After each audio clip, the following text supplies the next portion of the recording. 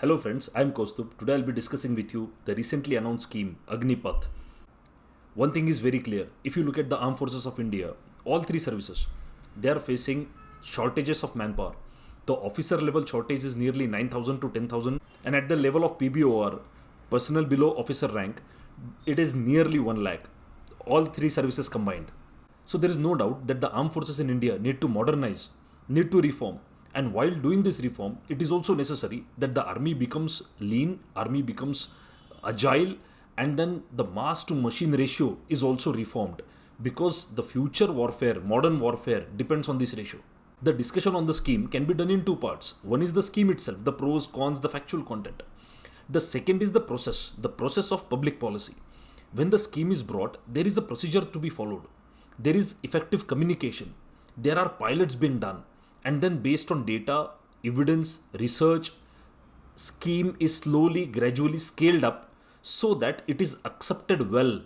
Otherwise, what we see are protests on the streets, vandalism, confusion, lack of communication, and then ultimately even a good reform can be beaten by its untimely, unstructured introduction. Before I move ahead, I would request you to subscribe to this channel and press the notification icon if you have not done yet.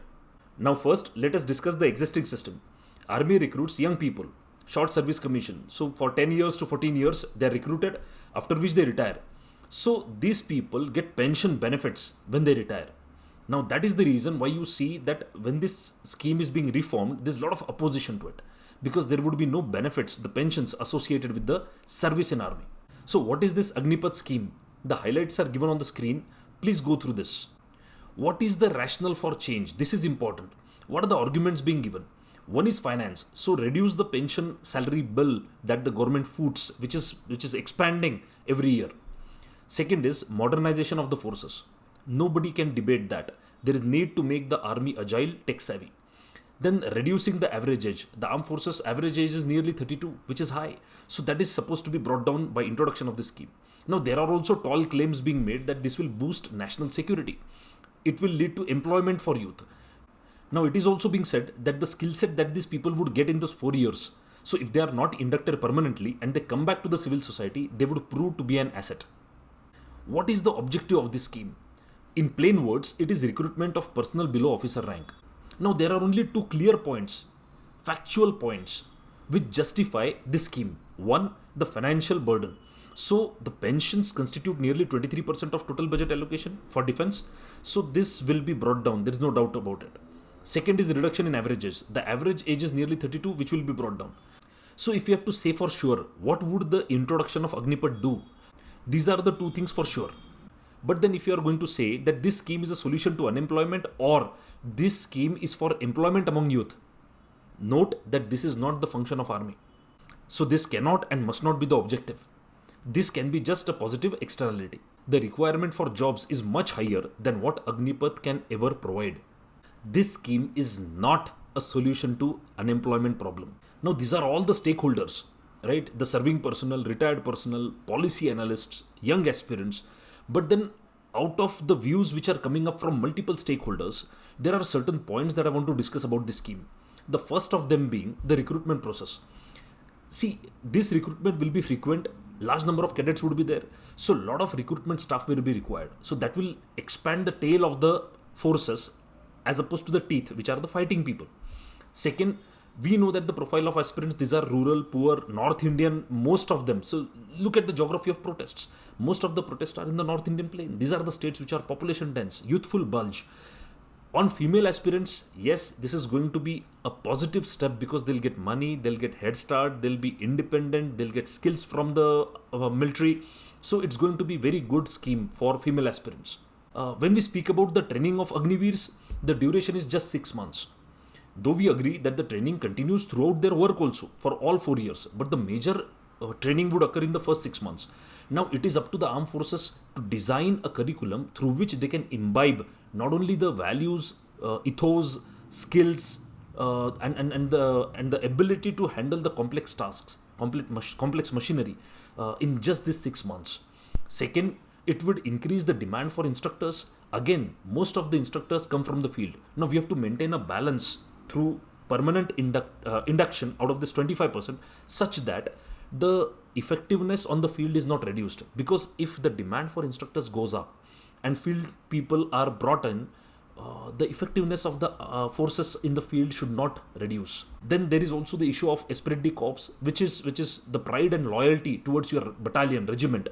So that takes time to build. Whether it will be built in 3 to 4 years, that's up to the armed forces.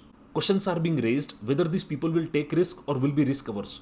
My belief is they will take risk. There will be a lot of competition. These are poor chaps who are coming from poor states. So they will take risk because they would want to make it into 25% permanent induction. So they'll take a lot of risk. But only risk, is it enough? They're supposed to deploy skills. Would these people make modern and tech savvy army? No. See, these are the people who are not even graduate. So these are youth which are coming up. They are easy in learning technology.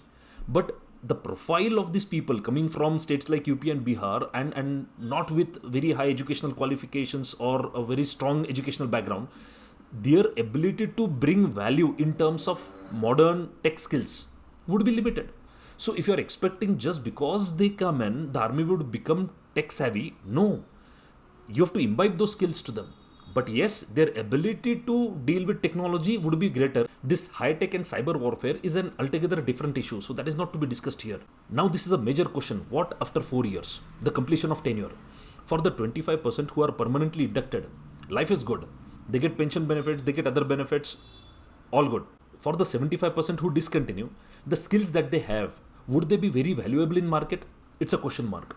So the limited upward mobility they will have would be solved only if they are upskilled once they discontinue from the armed forces after completion of their tenure. These people, when they enter the market, market is ruthless. Market values efficiency. It requires hard skills. So upskilling would be required once these cadets leave the service after 4 years of tenure. But nevertheless, these people, having trained in military, would have a level of fitness, leadership, courage and team spirit and many more qualities which would make them ideal employees once they also have the skills which are valued by market. Now, what would be the impact of this scheme, implementation of Agnipath, on the effectiveness of force? Now, this is all depending on the balance. See, this scheme introduces short training and higher turnaround time. If you consider the training period, if you consider the leaves, every cadet through Agnipath would be serving more or less only for 3 years. So the turnaround time is high. With high turnaround time and lesser training period, maintaining effectiveness of the force without compromising its ability or efficiency would be a big challenge for the army. The next important issue is experience. When you require to fight in hard terrain, right? When we are especially facing China, Pakistan and so on, the level of experience that is expected in any regiment or battalion is high. So the critical ratio is 70s to 30. So for 7 experienced one, there are 3 freshers allowed. It is a fear among veterans that if this scheme, Agnipath, is implemented over a long period of time, it may result into experience inversion. So this is something that we need to guard against. And the last point is about uncertainty. There is no denying of the fact that when these people come into their 4th year, closer to their completion of tenure, they'll be worried about life after these 4 years. They'll be worried about their plan B, their future prospects. So this is something that we need to take care of. Otherwise, their commitment in the field may be affected. So here we need to give them a solid plan B. We need to chart out a career progression or career path which will give them assured employment, gainful employment when they are out of the armed forces. There is a lot of debate going on whether these people, this 75%, when they are back into the civil society, whether they'll be an asset or a threat. Understand that this depends on what? This depends on funds. So these people would have funds. They can use these funds as a buffer to start something new. They can start entrepreneurship, business and so on. They can go for higher studies. So these people will not be liability, not on themselves, not on their families or on the society. So I don't think there'll be a threat in that way. Second is opportunities available in the market.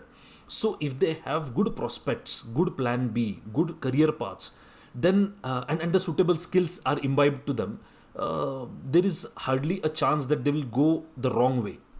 And from a society perspective, Whenever there is a disaster, there are problems, then this can act as a reserve force. So there'll be an asset, definitely. And largely this question also depends on the conditions in society. If the society is peaceful, there is economic development, there are opportunities which are available, then there would be peace. If there is a lot of disturbance, polarization, there is violence, then the ability of these people to get diverted cannot be denied. While discussing about these schemes, many references are being given that there are many countries which do this and these are the best practices. So we don't have to conduct any pilot. Here I would have to say that the context is different. India is different. The threat perception in India is different. The geography is totally different. And we as a society are different. So we cannot just say what France has done or Switzerland is doing, we'll be doing that. So we cannot just look at countries. We have to look at battles. That what are the instances where such people, the youth, they with short training, how did they behave? So we need evidence, we need data, we need research. So that is what I'm suggesting. A lot of pilots would need to be done to have evidence regarding what impact such schemes may have on the overall effectiveness of the force. If you have been tracking the recent announcements, all these announcements which you see on the screen and many more which are being made, this came after the policy was announced. So these are ad hoc responses, knee-jerk responses to the protest on the street. This is not good. When we speak about policy, if the pilots were conducted, sufficient time, consultations were held, sufficient time was given, then it would have been possible to see these problems beforehand and chart out proper career paths, alternative career paths for the 75% which would get delisted. However, now there's a lot of confusion already. New announcements are being made. So this could have been avoided if the proper policy path was followed and structure and communication regarding policy was very clear from the start. From the perspective of public policy, what suggestions do I have? There are three prominent suggestions that I would like to make.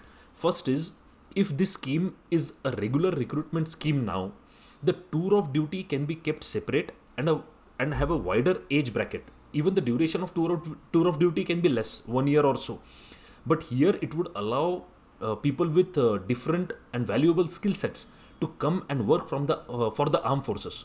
So this is one. Second, the policy introduction should have been gradual. Evidence-based approach was required. Third, even if the 1 and 2 is not done, I strongly suggest that the longitudinal study of the incoming cadets, even from first batch, should be done. So track them over a period of 20-25 years, where these people go, whether they are in 25% or 75%.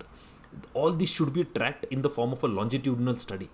This will give us very good insights to take steps in future.